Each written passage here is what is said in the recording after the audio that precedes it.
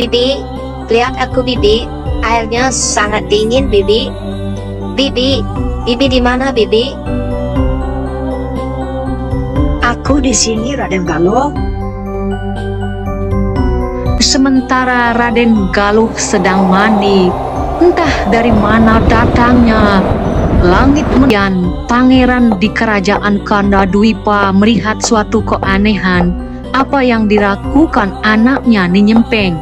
Karena sementara ini Ninyempeng dikenal tidak memiliki anak. Tidak apa-apa Baginda, seperti apa yang Baginda sampaikan. Maka, hamba mau saja Baginda, walaupun ia berkulit hitam, pengembala kambing. Ikuti terus cerita-cerita menarik dari kami. Cintai budaya kita dan literasi. Selamat menyaksikan, like, komen, subscribe, dan share. Kisah Kerajaan Sinuraja yang mempunyai seorang putri yang bernama Raden Galuh. Beliau memerintah dengan penuh keadilan dan raja sangat bijaksana. Karena terlalu sayang kepada putrinya, maka Raden Galuh pun jarang dapat kesempatan untuk keluar istana. Bibi, aku akan sampaikan kepada ayah agar beliau mengizinkan aku mandi di Taman Sari. Anakku sayang, ada apa sayang? Menemui ayah. Mungkin ada sesuatu yang Ananda mau sampaikan kepada ayah. Ayo jangan disembunyikan. Katakanlah. Ayah pasti memikirkan yang terbaik untukmu, anakku. Ayah, aku hanya mohon izin agar bisa mandi di Taman Sari, ayah.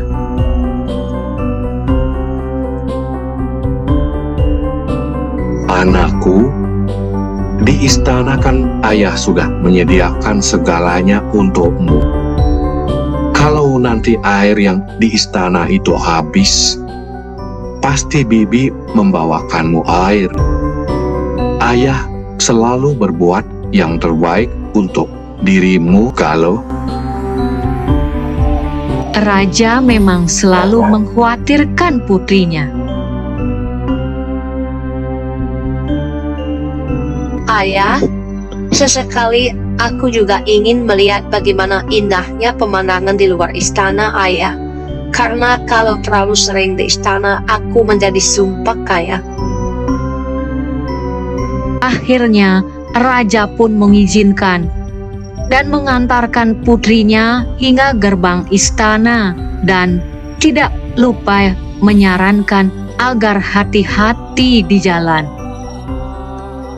Bibi, temanilah Raden Galuh, Bibi, dan jagalah keselamatannya. Pemandian Taman Sari betul-betul indah.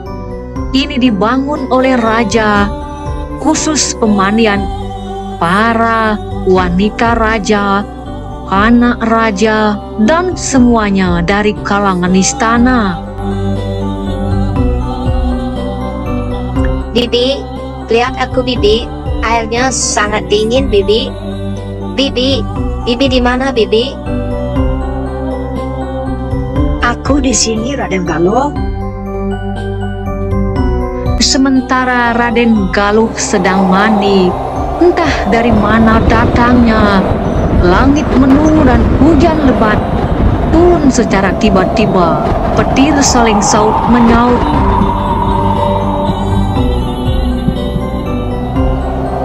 Keadaan menjadi kacau dan genting. Tidak diketahui di mana keberadaan dari Raden Galuh. Bibi pun akhirnya kebingungan mencari dan menyelamatkan diri juga. Ternyata Raden Galuh telah terhempaskan oleh air besar dan dihanyutkan oleh air sungai yang sangat besar. Kemudian beliau terdampar di sebuah tempat. Aduh, kakiku sakit, aduh. Aku tidak tahu entah di mana namanya ini. Aduh, Bibi di mana Bibi? Aduh, kakiku sakit. Ternyata Galuh telah berada di bawah pondoknya Nyi Sempeng yang merupakan wilayah kerajaan Kanda Dwipa. Kerajaan yang dulu pernah mengalahkan kerajaan Sinduraja. Datanglah wanita paruh baya sebagai pemilik pondok. Ia bernama Nyi Sempeng. Hai Kisanak, rupanya Kisanak dalam keadaan sakit.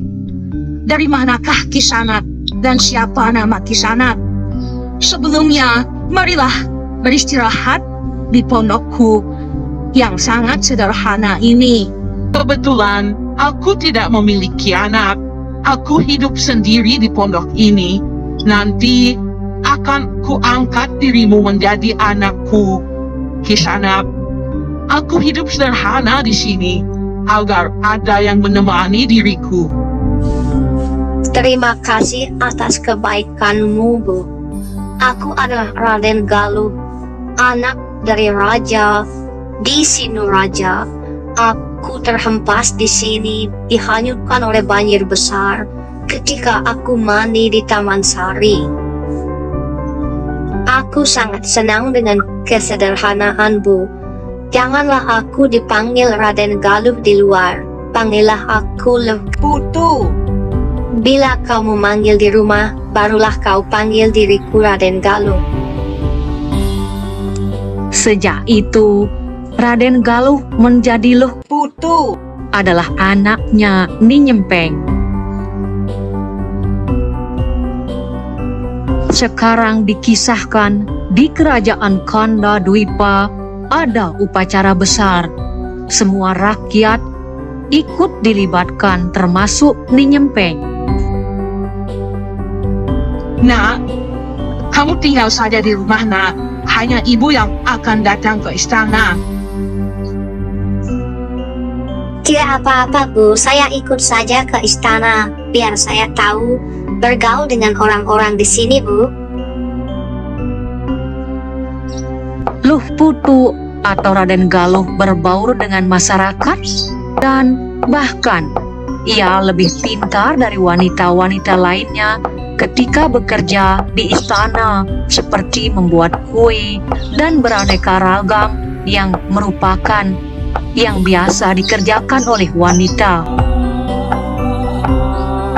Kemudian pangeran di kerajaan Kanda Dwipa melihat suatu keanehan apa yang dilakukan anaknya Nyi Nyempeng.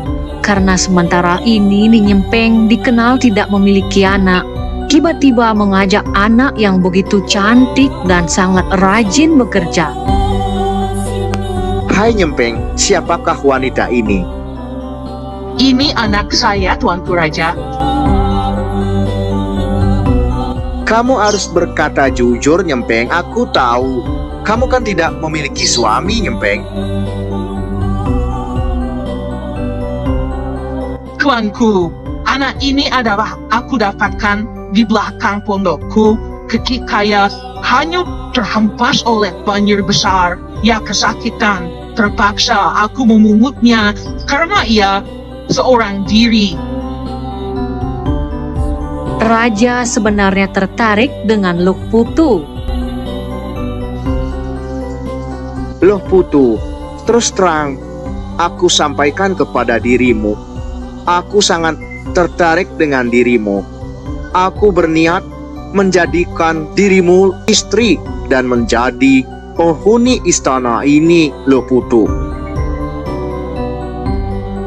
Maafkan Baginda, aku rasa diriku tidak pantas ada di istana ini, apalagi menjadi prameswari. Aku adalah rakyat jelata, rakyat kecil yang tidak mungkin. Aku sangat malu, Baginda. Aku ini tidak cocok untuk penghuni istana. Kalau bisa, carilah yang lain yang sepadan, Baginda. Hahaha, ini adalah sangat langka dan aneh rupanya. Kalau begitu yang kau katakan, sepadan, apakah kau akan mau dengan seseorang yang ada abdi di kerajaan ini, yaitu Ipaluk? Ia adalah seorang pengembala kambing yang kulitnya hitam, dan apalagi dia tidak berani melihat lampu. Apakah itu yang kau mau rupanya? Tidak apa-apa, Baginda. Seperti apa yang Baginda sampaikan. Maka hamba mau saja, Baginda, walaupun ia berkulit hitam, pengembala kambing, menjadi abdi di kerajaan ini. Apalagi Baginda mengatakan bahwa ia adalah seorang laki-laki yang tidak berani melihat lampu di malam hari. Kalau begitu, hai Paluk, nikahi saja Luh Putu, dan aku akan membuatkan kamu sebuah gubuk yang ada di belakang istana. Silahkan sekarang juga, kalau itu maunya Luh Putu.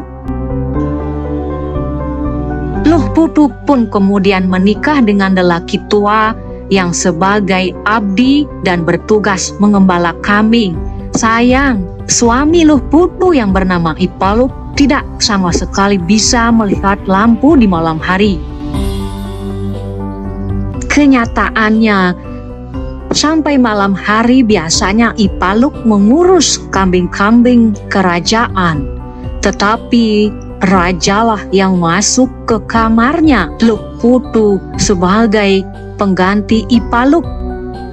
Sedangkan Luh Putu tidak menyadari bahwa yang datang ke kamarnya adalah raja karena situasi gelap. Situasi seperti ini sudah hampir berjalan kurang lebih 1 tahun apa yang dilakukan oleh raja dan Luh Putu. Namun Ipaluk sudah tahu karena Ipaluk sebelumnya telah diberitahukan oleh sang raja. Terkadang juga Ipaluk menyesal, berbicara sendiri sambil menghitung-hitung kambing kerajaan. Ya, beginilah menjadi rakyat kecil, selalu dapat diolah oleh raja. Enak-enaknya raja yang dapat. Aku disuruh mengakui saja. Mungkin saja aku akan tidak punya istri selamanya ini. Mana mungkin ada orang mau dengan diriku. Setelah kurang lebih 1 tahun itu, akhirnya Luh Putu pun melahirkan seorang bayi laki-laki yang sehat dan cakep. Barulah raja mengatakan rahasianya. Sesungguhnya yang menghamili dirinya bukanlah Ipaluk, tetapi sang raja. Dikala itulah Luh Putu tidak bisa berbuat apa-apa dan ia menerima apa adanya dan tidak bisa menyesal lagi karena dia sudah memiliki seorang anak. Luh Putu pun kemudian juga mengatakan rahasianya setelah ia tinggal di istana. Ia adalah Raden Galuh dari kerajaan Sinuraja.